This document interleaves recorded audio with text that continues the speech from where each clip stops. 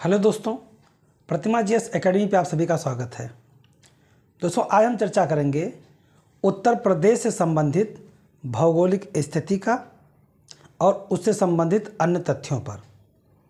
आप लोग लाइक करें, शेयर करें और जिन दोस्तों ने अभी तक हमारे चैनल को सब्सक्राइब नहीं किया है वो सब्सक्राइब कर लें।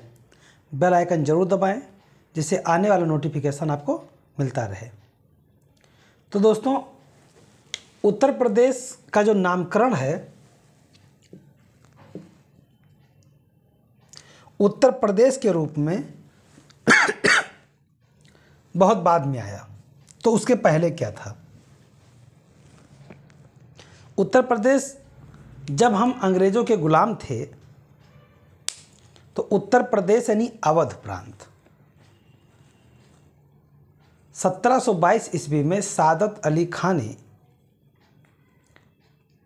मुगल साम्राज्य से अवध प्रांत को अलग करके स्वतंत्र घोषित कर दिया था। अवध प्रांत धीरे धीरे अपना स्वतंत्र अस्तित्व बना लिया। उसके बाद में अंग्रेज़ों ने इसको बफर स्टेट के रूप में प्रयोग किया। बफर स्टेट क्या होता है? दो बड़े साम्राज्य के बीच में एक छोटा सा राज्य बफर स्टेट कहलाता है। जैसे भारत और चाइना के मध्य में नेपाल है, भूटान है, तो ये क्या हैं? ये बफर स्टेट हैं। मतलब हमारे द्वारा कोई भी गतिविधि के लिए चाइना सुरक्षित और चाइना की गतिविधि से हम सुरक्षित। दोनों में यदि युद्ध होगा और कहीं आमने सामने का युद्ध बीच से लड़ा जाए तो उसमें नुकसान नेपाल का होगा। युद्ध की स्थिति ना हो, सामान्य समय में दोनों से फायदा नेपाल लेगा। तो दोनों से फायदा भी है और नुकसान भी है। इसी तरह का उत्तर प्रदेश कभी हुआ करता था। उत्तर प्रदेश जब पहली बार उत्तर प्रदेश का आधार दिया गया 1722 में सादत खां के द्वारा, इन्होंने अवध प्रांत को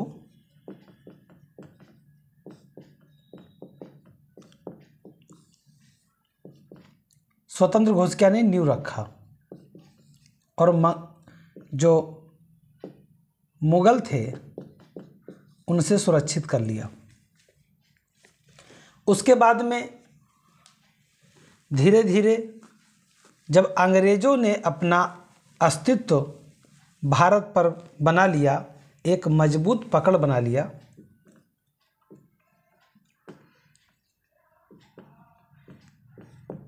तब एक बफर राज्य के रूप में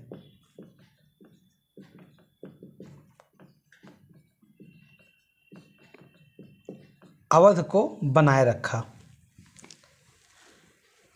अवध में शासन हमेशा नवाबों ने किया। 1856 में जब अंग्रेज गवर्नर बने डलहौजी, तो कोई कारण नहीं था कि वो उत्तर प्रदेश पर, जैसे व्यक्तिगत सिद्धांत के तहत उत्तराधिकार के लीगल अधिकार ना होने की वजह से दत्तक पुत्र कहा जाता है। किसी के पुत्र को गोद ले करके अपना पुत्र बनाना दत्तक पुत्र कहलाता है। अंग्रेज गवर्नर डलहौजी ने कहा, हम दत्तक पुत्र को उत्तराधिकार के लिए मान्यता नहीं देंगे और जिसके पुत्र नहीं है उसका राज्य हम जब्त कर लेंगे। तो कई लोगों के पुत्र नहीं थे, लेकिन अवध के पास ऐसी कोई समस्या नहीं थी। अवध के पास उत्तराधिकार के लिए पुत्रों की कमी नहीं थी और इस आधार पर डलहौजी उत्तर प्रदेश को यानी कि अवध प्रांत को अपने साम्राज्य ब्रिटिश भारत में शामिल नहीं कर सकते थे। फिर कैसे करते? दूसरी बात, अवध प्रांत अंग्रेजों के चाटुकारिता के रूप में भी जाना जाने लगा था। किसी भी प्रकार का कोई भी मौका अवध प्रांत नहीं छोड़ता था। जब अंग्रेजों ने धीरे धीरे ये देखा कि हमारे पक्ष में अवध को कैसे करें, एक बफर स्टेट का तमगा था वो भी ख़त्म हो चुका था। और जब बफर स्टेट का तमगा ख़त्म हो चुका था, जैसे उसकी आवश्यकता ख़त्म हो चुकी थी, 1856 में डलहौजी ने बताया कि देखिए उत्तर प्रदेश में शासन व्यवस्था अच्छा नहीं चल रहा है। और कुशासन के आरोप में, यह भी प्रश्न आता है कि कुशासन के आरोप में किसका विलय डलहौजी के द्वारा ब्रिटिश भारत में किया गया था? अवध का। अवध प्रांत का विलय 1856 में कुशासन के आरोप लगा करके किया गया था। यानी अवध में उसके पहले बहुत लोग आए, बहुत लोग गए, परंतु जून 1836 में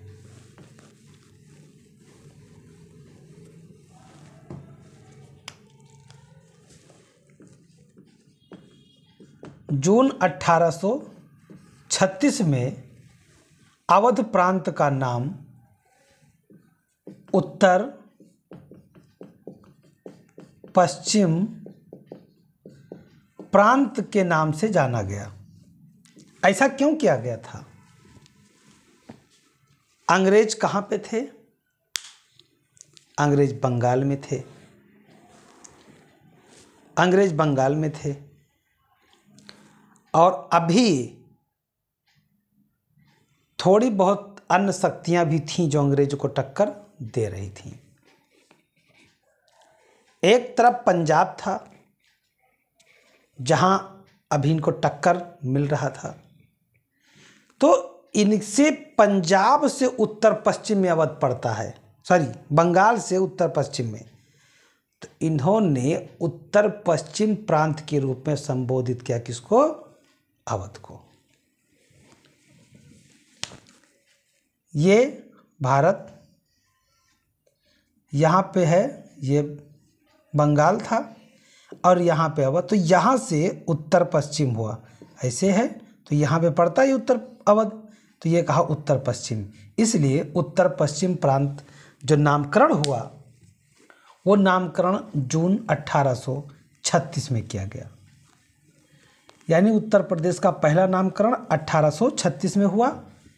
उसके बाद में 1877 में फरवरी 1877 में क्या किया गया कि आगरा को भी, जब आगरा अंग्रेजों ने कब्जे में लिया तो उन्होंने क्या किया कि उसे भी अवध प्रांत के साथ जोड़ करके अब नाम रखा उत्तर पश्चिम आगरा एवं अवध प्रांत। क्या पड़ा था पहले? पहले नाम पड़ा उत्तर पश्चिम प्रांत जून 1836 में। उसके बाद में उत्तर पश्चिम प्रांत आगरा एवं अवध पड़ा फरवरी 1877 में। 1902 में क्या किया गया कि ये उत्तर पश्चिम प्रांत का नाम हटा दिया गया, क्योंकि अब उसके आगे भी बढ़ गए थे। और 1846 में जब पहली बार पंजाबियों से लड़े अंग्रेज, उसके बाद धीरे धीरे करके पंजाब ले लिए, तो अब उत्तर पश्चिम प्रांत कुछ और दूसरा प्रांत हो गया। अब इस प्रांत को आगरा और अवध को जोड़ करके बोला गया संयुक्त प्रांत। तो संयुक्त प्रांत आगरा एवं अवध नाम कब पड़ा? ये नाम पड़ा 1902 में। 1902 में कहा गया संयुक्त प्रांत आगरा एवं अवध। अब फिर विचार किया गया कि भाई जब संयुक्त प्रांत हम मान ही लिए हैं और आगरा और अवध को जोड़ के ही संयुक्त बनाए थे, तो फिर अलग से उनका नाम देने का क्या मतलब है। तब 1937 में आगरा और अवध नाम को हटा दिया गया, सीधे लिख दिया गया संयुक्त प्रांत। 1937 में लिखा गया संयुक्त प्रांत और आगरा और अवध का नामो निशान मिट गया। और 1938 में उत्तर प्रदेश का जो चिन्ह है, चिन्ह क्या क्या है, एक वृत्त है, मछली है, दो मछली है, एक तीर धनुष है। ये जो चिन्ह है ये उत्तर प्रदेश में 1938 में इसे अपनाया गया था।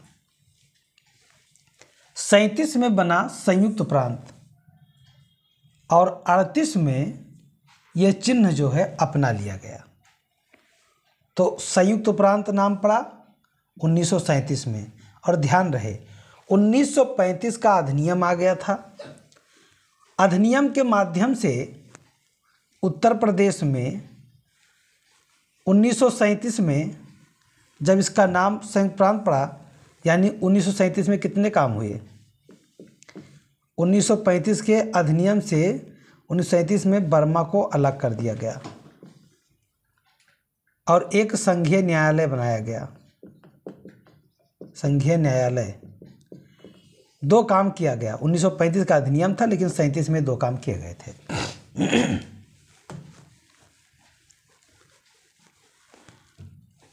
अब हम आज़ादी पाए कब, 15 अगस्त 1947। लेकिन हमने क्या किया, 24 जनवरी 1950 को अपना नाम फिर परिवर्तित किया और नाम रखा उत्तर प्रदेश। यानी जो वर्तमान उत्तर प्रदेश है वो नामकरण कब किया गया, 24 जनवरी 1950 को। अब ये कहानी है 24 जनवरी 1950 की।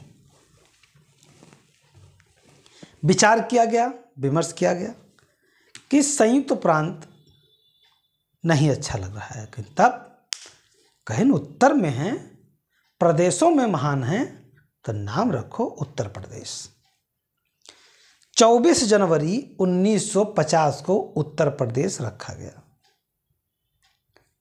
कांग्रेस शासन कर रही थी, बाद में भाजपा भी शासन की, समाजवादी पार्टी भी शासन की, भारतीय बहुजन समाज पार्टी भी शासन की, सब लोगों ने शासन किया।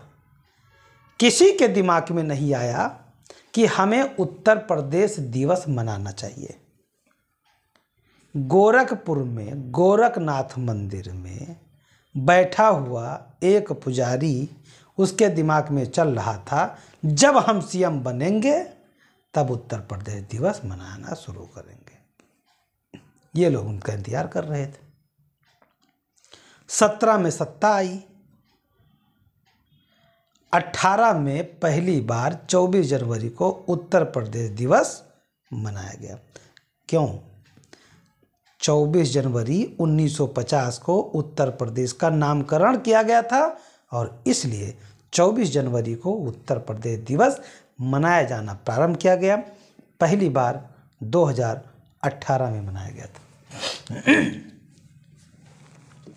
24 जनवरी उत्तर प्रदेश दिवस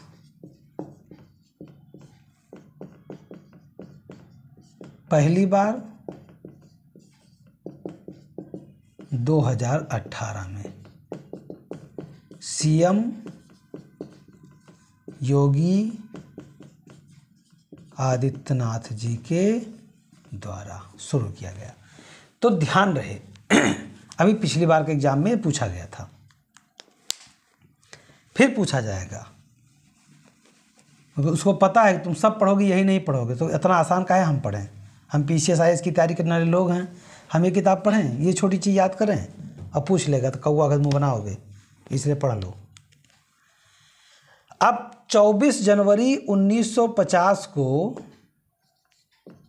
उत्तर प्रदेश बना, लेकिन हमारा उत्तर प्रदेश इतना बढ़िया था,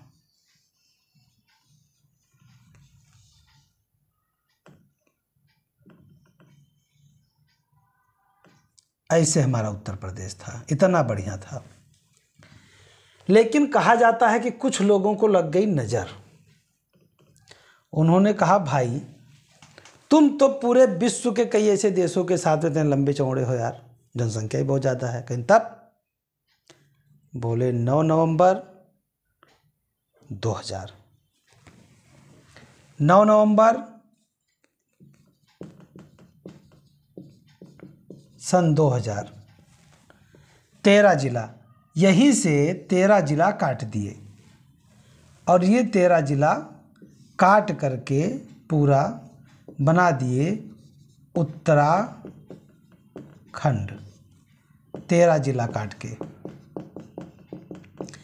यानी कि उत्तर प्रदेश का विभाजन कब हुआ? 9 नवंबर 2000 में विभाजन हुआ। 13 जिला काट करके उत्तराखंड एक नया राज्य बना दिया गया। यानी उत्तर प्रदेश का अभी तक की जो स्थिति थी उनमें से 13 जिला को काट के बना दिया गया। पहला विभाजन उत्तर प्रदेश का हो गया। वर्तमान में उत्तर प्रदेश को 4 टुकड़ों में बांटने की कोशिश की जा रही, मतलब मायावती इसको पेश करने की कोशिश की थी, अभी माना नहीं गया, अमान्य कर दिया गया। पश्चिमांचल, मध्यांचल, पूर्वांचल, बुंदेलखंड, इस रूप में 4 को विभाजित करने की बात थी, जो कि माना नहीं गया है। अरे एक ही चीज़ तो उत्तर प्रदेश के पास है, जनसंख्या है, और तो हम कुछ बोलेंगे नहीं, आप सब लोग समझ गए और क्या नहीं है।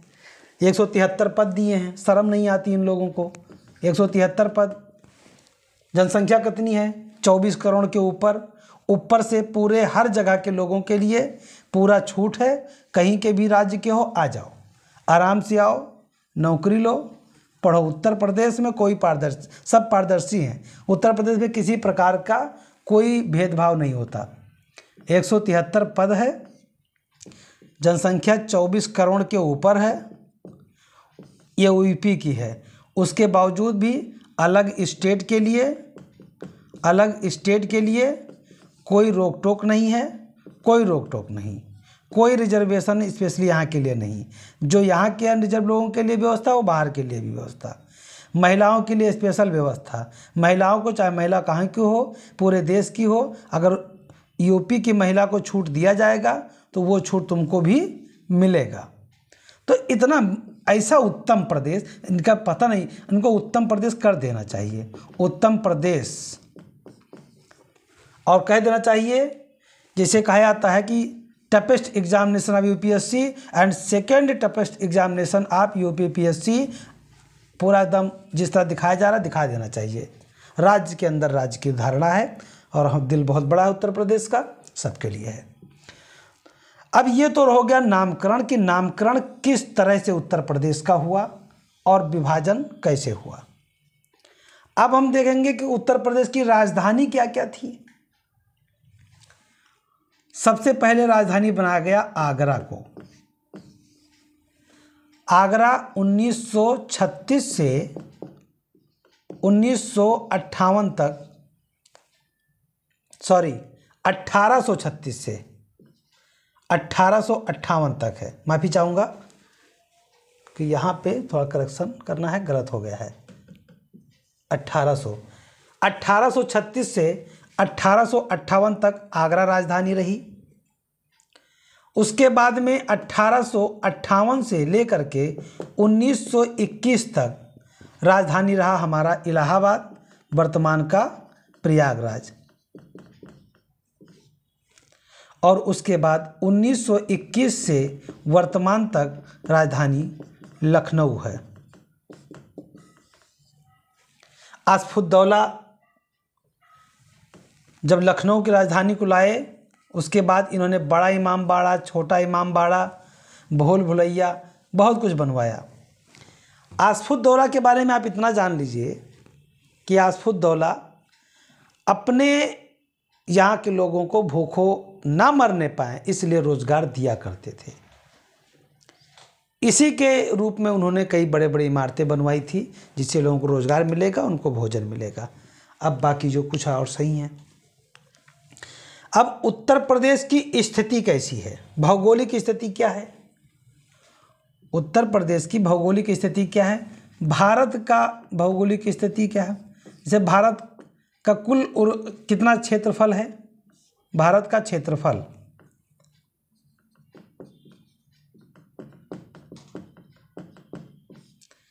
ये है 32,87,263 वर्ग किलोमीटर, ये भारत का क्षेत्रफल है। और उत्तर प्रदेश का क्षेत्रफल कितना है? उत्तर प्रदेश का जो क्षेत्रफल है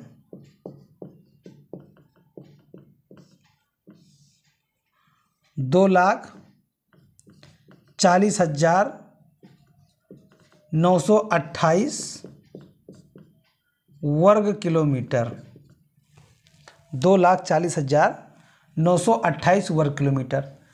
अब 2,40,928 वर्ग किलोमीटर जो उत्तर प्रदेश का क्षेत्रफल है वो 32,87,263 वर्ग किलोमीटर का 7.33% है। तो एग्जाम में ये पूछा गया है कि उत्तर प्रदेश का क्षेत्रफल भारत के कुल क्षेत्रफल का कितना प्रतिशत है? तो ये है 100%। तो 100% का 7.33% जो है ये उत्तर प्रदेश का क्षेत्रफल है। और 32,87,263 कई बार पूछा गया है, इस बार संभव है कि 2,40,928 वर्ग किलोमीटर पूछ ले, या ये पूछा जा चुका है दोहरा दे, तेहरा दे, आयोग है, कुछ भी कर सकता है।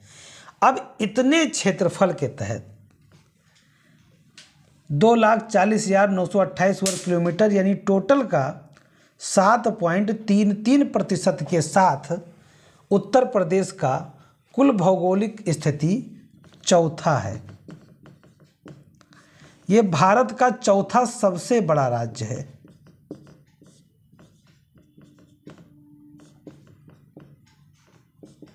भारत का चौथा सबसे बड़ा राज्य है। तो इसके मतलब इससे बड़े बड़े और राज्य होंगे 3 कोई, तो जाहिर सी बात है वो 3 कौन कौन से राज्य हैं?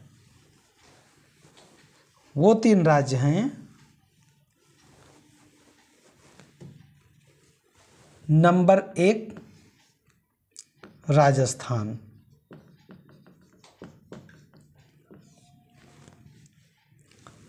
नंबर 2 पे मध्य प्रदेश,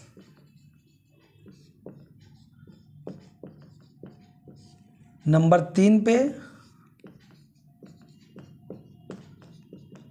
महाराष्ट्र, और नंबर 4 पे हमारा उत्तर प्रदेश। अब यहाँ पे देखिए कि ये भौगोलिक क्षेत्रफल के हिसाब से, क्षेत्रफल के रूप में उत्तर प्रदेश का चौथा स्थान आता है, लेकिन बात जनसंख्या की आ जाए तो ऐसे ही उत्तर प्रदेश सीना चौड़ा कर लेता है कि है कोई जो इस देश का प्रदेश कि हमसे आगे निकल सकता है, तो सब शांत हो जाते हैं, नहीं आप ही आगे हैं। तो नंबर 1 पे हो जाता है जनसंख्या में, नंबर 1 पे जनसंख्या में हो जाएगा। फिर धमकी देता है कोई जो बता सकता है कि लोकसभा सीट ज़्यादा कहाँ हैं? फिर उत्तर, अरे आप ही हैं, ये लोग फिर पीछे 81 सीट, सॉरी 80 सीट, राज्यसभा में 31 सीट, विधानसभा में 403 सीट, मतलब ऐसा सीना चौड़ा करके बोलते हैं। अब फिर पूछ लो, फिर केरल, कर्नाटक, गुजरात, महाराष्ट्र, तमिलनाडु, नॉर्थ ईस्ट, लक्षद्वीप, ये कहते हैं है किसी के अंदर जो एजुकेशन की बात आए वह उत्तर प्रदेश ऐसे हो जाता है। नहीं है। क्यों? पढ़ाई के मामले में 0, लड़ाई के मामला में नंबर 1, बाहुबली है यहाँ पे, ये प्रवृत्ति दिखती है। मतलब यहाँ पे आप समझिए कि जितने जहाँ पढ़ाई का काम नहीं है उसमें हर जगह पे उत्तर प्रदेश आगे है। बच्चा पैदा करना हो उत्तर प्रदेश सबसे आगे है, लड़ाई करना हो उत्तर प्रदेश सबसे आगे है, राजनीति करनी हो उत्तर प्रदेश में बाहुबली पैदा होते हैं, इससे नीचे बातें नहीं करते वो। पढ़ाई डिग्री ले लो उनसे, उत्तर प्रदेश में कम से कम 75 में से 50 जिले ऐसे होंगे जहां डिग्री ली जाती होगी। लड़के पढ़ने के नाम पर तो पता नहीं क्या कर डालेंगे, कहो घर वालों को छोड़ दें, इतना गुस्सा आ जाएगा। लेकिन डिग्री किसकी चाहिए? नाम लिखा के इतने कॉलेज खुल गए हैं, एजुकेशन का लेवल ये प्राइवेट कॉलेजों ने मारा ध्वस्त करके रख दिया है। और फिर उम्मीद करते हैं कि मेरा लड़का यूपीएससी निकाले, पीएससी निकाले। अरे भाई, जब जड़ नहीं मजबूत है दीवार कैसे उठाओगे?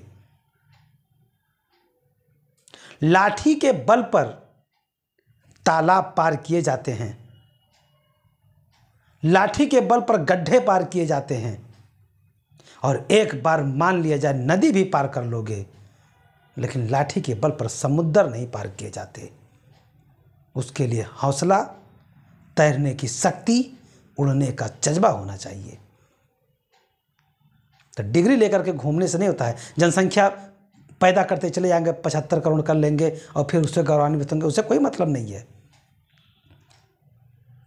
संयम रख करके सारी सुविधाएं दीजिए, और यदि उस चीज़ को नहीं कर पा रहे हैं तो हम कुछ नहीं बोलेंगे, क्या बोलें, सब लोग समझदार हो। उत्तर प्रदेश चौथा है, क्षेत्रफल में चौथा है, जनसंख्या में नंबर 1 है।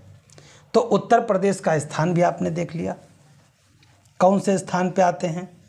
भारत की जब उत्तर प्रदेश की राजनीतिक संरचना बताऊंगा और अच्छे से बताऊंगा, बाकी देखते रहिए। अब हम भौगोलिक संरचना देखेंगे कि उत्तर प्रदेश कहाँ पे है। अब इस तरह का ये ध्यान रहे कि ये जो पृथ्वी का है आधार, जो इस तरह का उत्तर नॉर्थ से साउथ आता है, तो ये है आपका देशांतर। लेकिन और देशांतर होता नॉर्थ से साउथ है, लेकिन गिना ईस्ट टू वेस्ट जाता है, ईस्ट टू वेस्ट गिना जाता है। लेकिन अक्षांश पूर्व से पश्चिम होता है, लेकिन गिना नॉर्थ से साउथ जाता है, क्योंकि ऐसे ऐसे गिनेंगे और ये ऐसे ऐसे गिनेंगे, इसलिए ऐसी बात कही गई है। तो अब हम उत्तर प्रदेश की अक्षांशीय स्थिति और देशांतरीय स्थिति को बताएंगे। तो आप ये समझ जाइएगा कि उत्तर प्रदेश में अक्षांशीय स्थिति का विस्तार कितना है। तो ये और ये रहा, तो इसे y समझ लीजिए, इसे y समझ लीजिए। आपको ये बात तो पता है कि जो हमारा महान भारत है ये ऐसे है, यानी पूर्वी देशांतर और उत्तरी अक्षांश, अर्थात उत्तर पूर्वी गोलार्ध में आता है। उत्तर पूर्वी गोलार्ध में हमारा भारत देश आता है। अब भारत देश जो कि उत्तरी गोलार्ध में आता है और पूर्वी देशांतर में आता है, तो y और y जब इसे समझिएगा तो ये आप समझ लीजिए कि ये अक्षांश की बात है, इसीलिए यहाँ भी नॉर्थ लिखेंगे और यहाँ भी नॉर्थ लिखेंगे। तो समझ जाइएगा कि ये विषुवत रेखा के ऊपर नॉर्थ है, इसलिए नॉर्थ है। अब इसको यहाँ कन्फ्यूजन मत कर लीजिएगा कि यहाँ कोई दिक्कत हो जाएगी, ठीक है। तो समझिए, अब आप लोग समझदार तो हैं ही हैं, उसमें कहने की बातें नहीं है। दुनिया में सबसे ज़्यादा समझदार जो हैं, जो लोग हमारे चैनल पे पढ़ रहे हैं वही हैं, और इसीलिए हैं क्योंकि वो पढ़ रहे हैं। समझदार हैं तभी तो हमसे पढ़ रहे हैं, जो नहीं पढ़ रहे हैं वो समझदार नहीं है। उनको समझदार होने के लिए हमारे चैनल पे पढ़ना पड़ेगा, हम अच्छा पढ़ाते हैं। 30.24 उत्तरी अक्षांश। उसके बाद 23.52 उत्तरी अक्षांश, यानी 23°52' उत्तरी अक्षांश से लेकर के 30°24' उत्तरी अक्षांश में हमारा उत्तर प्रदेश बसा हुआ है और ये उत्तर से दक्षिण के लिए 240 किलोमीटर में फैला है। अब देशांतर की बात है तो इसे यक्ष मान लीजिए। ये 77.05 डिग्री पूर्वी देशांतर से लेकर के 84.39 पूर्वी देशांतर में फैला है और ये पूर्व से पश्चिम 640 किलोमीटर है, 650 किलोमीटर। तो इसके मतलब उत्तर प्रदेश पूरब से पश्चिम की तरफ ज़्यादा है, उत्तर दक्षिण कम है। तो 650 से 240 से याद रखिएगा।